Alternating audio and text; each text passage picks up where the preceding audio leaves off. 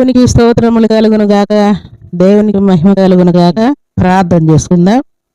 భూమి ఆకాశములను కలుగు చేసిన మా తండ్రి, మీకు కృతజ్ఞతలయ్యా. మీ సన్నిధిలో ప్రార్థిస్తూ ఉన్నాను. మీకు స్తోత్రాలు. విస్తరింపు చేయి దేవుడు మీరే దేవా, మన ప్రభులు చేయి దేవుడు మీరే దేవా. మా ప్రయత్నాలన్నింటినీ విస్తరింపు చేయి దేవుడు మీరే.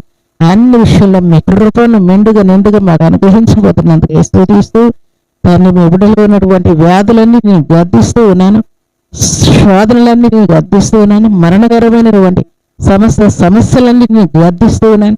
మీ శాంతి, మీ సమాధానం సమృద్ధిగా మీ బిడ్డలకు మీరు అనుగ్రహించబోతున్నందుకే స్తోత్రాలు. విద్యాబుద్ధుల్లో సహాయం చేసినందుకే, జాబ్ విషయంలో మహిమను కనపరిచినందుకే, ఆధార ప్రమోషన్ క్లియర్ చేసినందుకే, బిజినెస్ లో మీ కృపను నిండుగా మీ బిడ్డలకు ఇచ్చినందుకే స్తుతిస్తూ, కేసులు, గొడవలు, అల్లర్లన్నీ ఆపివేసి ఏదైనా బర్త్డేలు, మ్యారేజ్ రోజులు జరుపుకున్న బిడ్డలకు మీ దీవెనిచ్చినందుకే స్తుతిస్తూ, యేసుక్రీస్తు పరిశుద్ధమైన నామములో స్తుతించి ప్రార్థించి అడిగి వేడుకుంటున్నాము తండ్రి. ఆమేన్.